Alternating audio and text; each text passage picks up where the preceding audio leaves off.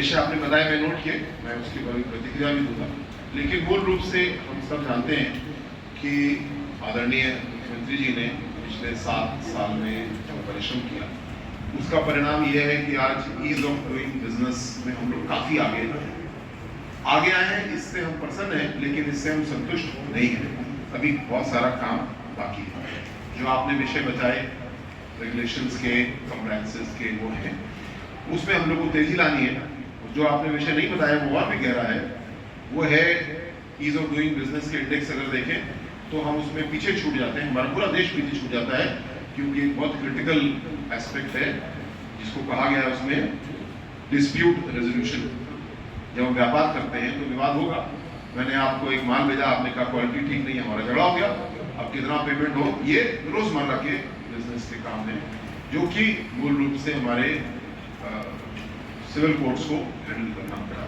मुख्यमंत्री जी ने वहाँ भी निर्देश दिया है कि हम इस व्यवस्था को ऐसा बनाएंगे जैसे ऑनलाइन डिस्प्यूट रेजोल्यूशन विभिन्न देशों ने किया है, कुछ एक छोटे रूप में इनकम टैक्स डिपार्टमेंट ने भी किया है वीडियो कॉन्फ्रेंस आदि के जरिए, ताकि ऐसे जो विवाद हैं वो भी तेजी से हल हो पाए। और जैसे अपराध कम करके, लगभग दूर करके एक अच्छा माहौल बनाने में हम लोग सफल हुए हैं। जब ये काम भी हम लोग कर लेंगे तो हम लोग और बेहतर कर लेंगे। देश के विदेश के लोग हमारे यहाँ व्यापार करने के लिए खुशी से आ रहे हैं। जो समस्याएं भी आई, इसमें हम सबको साथियों ये भी विचार करना है कि एक एक समस्या का हल निकालना एक काम है, लेकिन ऐसी प्रणालियां विकसित करना जिससे कि समस्या जड़ से हल हो जाए, एक प्रणाली फिर अगली प्रणाली, तब हम लोग बेहतर काम करेंगे।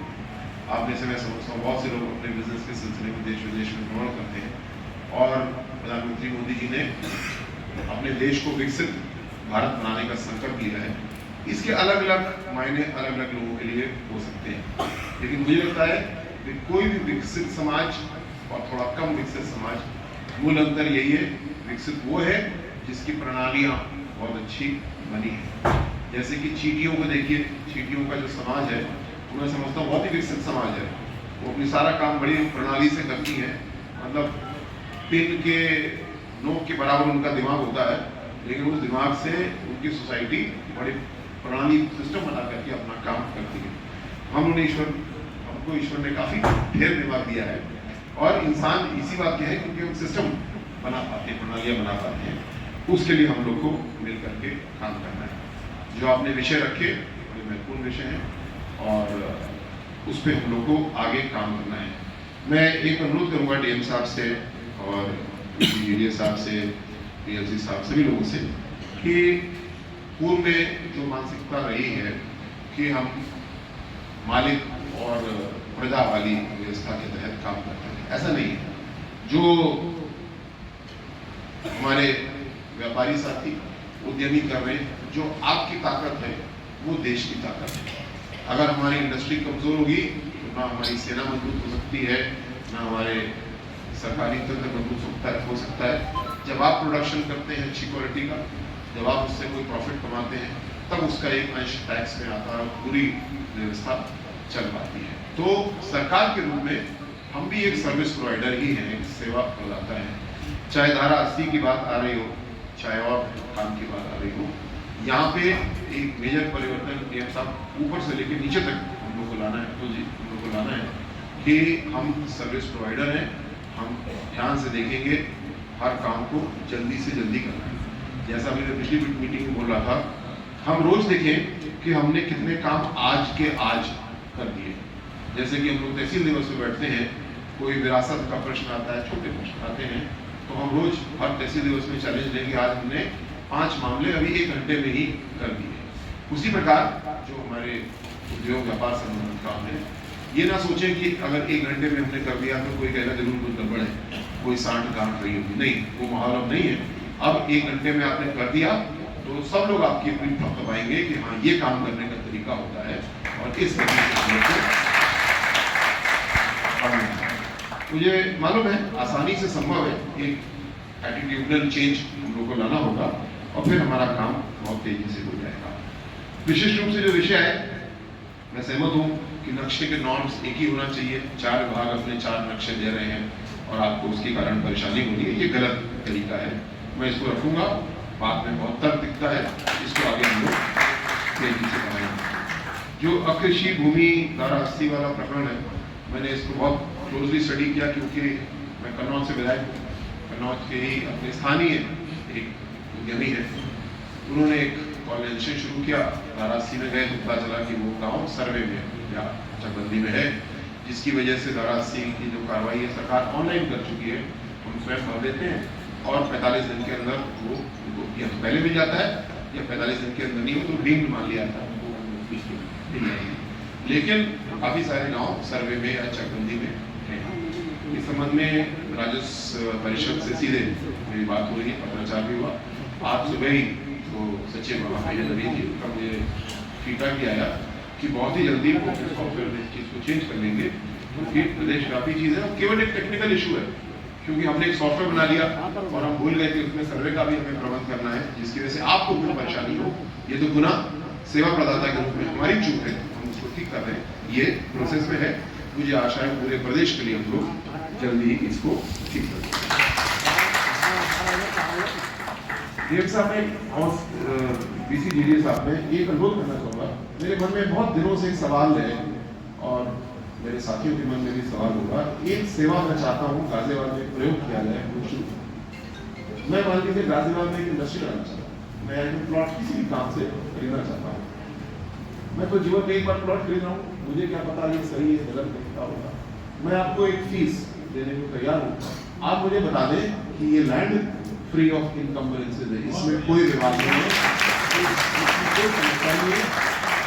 आप मुझसे कंसल्टेंसी फीस लीजिए, चाहे जो फीस पेड लीजिए, कोई प्रॉब्लम नहीं मुझे, लेकिन जिसको ड्यू डिलिजेंस या पूर्व परीक्षण बोलते हैं वो कर दीजिए। ऐसा सिस्टम अभी तक बना नहीं है, वो 12 साल 16 साल है, लेकिन फिर भी नहीं कह सकते कि ये जमीन विवाद रहित है। आप कंडीशनल दे दीजिए कि ये कंडीशंस मुझे पता नहीं है, सिविल कोड में आप स्वयं चेक करो, कोई एक सिस्टम हम लोग बनाए, क्योंकि ज्यादातर लोग जमीनी विवाद में कोई भी घुसना नहीं चाहता, लेकिन अज्ञानता में घुस जाता है या कोई उनको ठग लेता है। और गाजियाबाद में या पूरी यूपी में, पूरे भारत में शायद कहीं भी देखें तो सारे मुद्दे इस टाइप के फंसे हुए हैं। तो इसकी एक नींव रखते हैं, एक पायलट करते हैं, जरूरत है तो इसके लिए आपको कोई अमेंडमेंट चाहिए तो राजस्व परिषद से अमेंडमेंट कर देते हैं, एक ऐसा प्रयोग किया जाए और मुझे विश्वास है कि आने वाले समय में हमारे काम बहुत तेज हो जाएंगे और हम लोग विवाद रहित काम कर पाएंगे। स्थित यूनिट्स की रुग्ण इकाई पुनर्वासन की बात थी, बिल्कुल सही बात है। ये उद्योग की एक लाइफ साइकिल होती है, उद्योग का एग्जिट भी होता है और इसकी पॉलिसी ठीक होना चाहिए। मैं इसका विशेषज्ञ नहीं, इससे मैं तुरंत प्रतिक्रिया नहीं दे रहा हूँ, लेकिन इसका मैं अध्ययन भी करूँगा, मंत्री जी से भी अध्ययन इसका कराऊंगा और आगे हाउस टैक्स को अप्रत्याशित तरीके से बढ़ाने के बाद सुबह सेक्रेटरी की बैठक थी, वहाँ पे आई, अब्दुल ऐसा भी थे और मुझे इसमें विशेष तर्क नहीं दिखा, लेकिन मैं इसमें कह रहे टैक्स बढ़ता है 4%, 5%, ऐसा 5 गुना 6 गुना टैक्सेस नहीं बढ़ सकते। तो इसके अभी परीक्षण करते हैं, मुख्यमंत्री जी का के पास विभाग है, मैं उनके पास इसको रखूंगा और निश्चित रूप से हम लोग इसका हल निकालेंगे। टैक्स बढ़ना चाहिए, मैं सहमत हूँ, आप इस सहमत हैं, अगर हमें सेवाएं चाहिए तो हमको टैक्स देना पड़ेगा, लेकिन तार्किक होना चाहिए, ऐसा अतार्किक नहीं होने दिया जाएगा। एक काम करेंगे, जो ट्रेलर की पार्किंग की बात आई थी या बड़े ट्रक्स, हमारे ट्रक्स खूब बड़े हो रहे हैं, अच्छी बात है, तो हम लोग प्रदेश से भी देखते हैं। उसके अलावा NHAI भी एक काम करती है, एक अजीब सा शब्द ले बाई बोलते हैं, कि उसको ले बाई बोलते हैं, और NHAI खुद जमीन अखबार करता है, अपने खर्चे पे बनाता है। अब यूपी में स्थिति ऐसी है, गाजियाबाद में हम अगर गडकरी जी के पास चले कि हमें हाईवे दे दो, कौन सा हाईवे मांगे, सब तो वो दे चुके हैं उनको, तो अपने हाईवेज के आसपास वो करीब 200-300 एकड़ जमीन अक्वायर कर लेते हैं और एक ऐसा लेवाई बनाते हैं जो बेसिकली ट्रक्स की पार्किंग होती है। तो इसके लिए हम लोग चाहते हैं। और आपको याद होगा मोदी जी ने जब संकल्प पत्र जारी किया था तो बहुत महत्वपूर्ण बात बोली थी कि हमने हाईवेज बहुत अच्छे बनाए, लेकिन हमने जो हमारे साथी ट्रक चलाते हैं उनके लिए व्यवस्था नहीं की। तो उनके लिए एक ऐसे सस्ते होटल या डॉर्मेटरी बनाई जाएंगी जहाँ पे जो आपका माल लेकर के हजारों किलोमीटर पहुँचाते हैं, उनकी चिंता मोदी जी ने की है। इसको इससे जोड़ के चलते हैं और एक प्रस्ताव NHAI के पास लेके चलते हैं, प्रदेश से भी कराते हैं इसको। एक योजना तो तैयार है, प्रदेश से भी कराते हैं ताकि हमारे ट्रैफिक की जाम ना हो, ये चीज़ें ठीक हो जाएंगी। कुछ बातें सीवर लाइन की थी, सब लेटिंग चार्जेस की थी, परिवार को प्रॉपर्टी आप ट्रांसफर नहीं कर पा रहे हैं, इसको हम लोग देते हैं, ठीक करते हैं। जो इंफ्रास्ट्रक्चर इम्प्रूवमेंट है वो हमको ज़रूर करना है। मैं केवल ये विचार के हिसाब से बोल रहा हूँ, शायद यूपी सीधा इतनी बड़ी बॉडी है कि एक इंडस्ट्रियल एरिया जहाँ पे 100 प्लॉट है उसको नहीं देख पा रही है ठीक से। तो मुझे लगता है कुछ ऐसा हमें करना चाहिए कि जैसे फैसिलिटी मैनेजमेंट सर्विसेज होती हैं। अतुल जी मैं चाहूँगा इस पर आप थोड़ा सा नहीं करें कि एक हर इंडस्ट्रियल एरिया की एक डिसेंट्रलाइज सिस्टम बनाया जाए, जो टैक्सेशन हो रहा है उसको वहीं पे किया जाए, तो सीधे सीधे कनेक्ट भी दिखता है। मैंने 100 रुपये दिए तो मेरी स्लग ठीक हो गई, मैंने 25 रुपये और दिए तो मेरी लाइट भी ठीक हो गई। तो मुझे जब मैं टैक्स देता हूँ वही खर्च हो जाता है, तो ज़्यादा अच्छा कनेक्ट ऐसा होता है।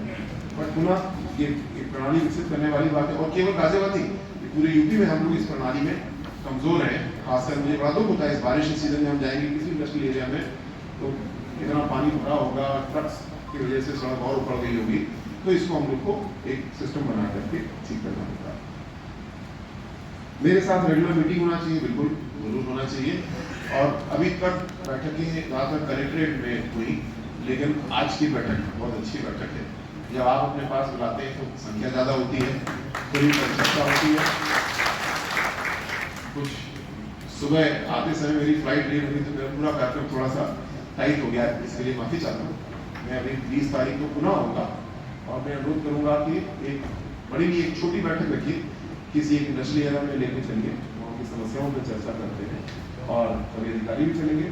फिर जो बार बार मैं जोर दूंगा सिस्टम बनाने पे, प्रणाली बनाने उस पर काम करते हैं। कुछ चीज़ें उपलब्ध हैं, ठीक करना है, कुछ चीज़ें प्रणाली बनानी है, उस पर हम लोग काम करें। अभी संजीव शर्मा जी एक बहुत अच्छा सुझाव माननीय अध्यक्ष जी दे रहे थे, साहब अभी पुलिस कमिश्नर साहब से बात भी हुई, जैसे आपके स्तर पे या पुलिस कमिश्नर साहब के स्तर पे जनप्रतिनिधियों की बैठक होती है, ऐसी बैठक पुलिस में कहें तो सर्किल के लेवल पे या एसडीएम के लेवल पे या जोन लेवल पे भी होना चाहिए।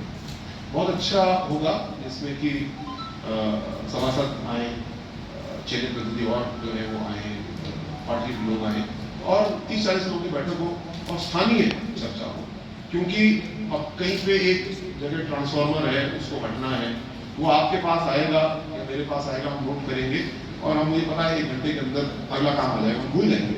लेकिन अगर एसीएम के पास, एसीपी के पास वो बात जाएगी, जीडीए के संबंधित अधिकारी होंगे, नगर के अधिकारी होंगे, तो बेहतर समन्वय सुनने वाले। और लेकिन तहसील दिवस टाइम ना करें, एक विभाग के अधिकारी, संजय भैया आपको सुझाव स्वीकार है और उसको आगे बढ़ाते हैं, इससे बहुत अच्छा समन्वय बनेगा और डिसेंट्रलाइज हो जाएंगी व्यवस्थाएं, हम लोग बेहतर परिणाम इस तरीके से दे पाएंगे। आज के आयोजन के लिए बहुत बहुत धन्यवाद मैं देना चाहूँगा अपने सभी मित्रों को, साथियों को। और जो बात शुरू में कही गई कि हम शर्ट का बटन है, नहीं ऐसा नहीं है, बिल्कुल आप बिल्डिंग की नींव है। जब आप देश बनाते हैं तभी आगे और सर्विस सेक्टर आगे बढ़ता है, हेवी इंडस्ट्री आगे आती है। क्योंकि किसी भी देश में जो एमएसएमई सेक्टर है वो नींव के रूप में, रीढ़ के रूप में काम करता है। पर ये आपकी मॉडेस्टी है, आपकी शालीनता है कि अपने आप को शर्ट की बटन बता रहे हैं। मैं तो आपको ओवरकोट मानता हूँ, जो आप काम कर रहे हैं वो बहुत बड़ा काम है, बहुत अच्छा काम किया भी है। लेकिन मुझे इस बात की बहुत खुशी है कि आप संतुष्ट हो। प्रसन्न हूँ कि हमने बहुत काम करके दिया, आप भी संतुष्ट नहीं है, हम भी संतुष्ट नहीं है, आगे और काम, और कभी हम संतुष्ट नहीं होंगे। हम हमेशा सिस्टम को बेहतर करने के लिए काम करते रहेंगे। एक योजना पे डीसी साहब काम कर रहे हैं, किस तरीके से हम लोग गाजियाबाद के इंडस्ट्रियल रोल को और रिवाइज करें। केवल इतना ही इशारा भी करूँगा, इस पर थोड़ी सी रिसर्च हो रही है, शायद 1 महीने बाद हम लोग आपके पास खुल करके और चर्चा कर रहे हैं।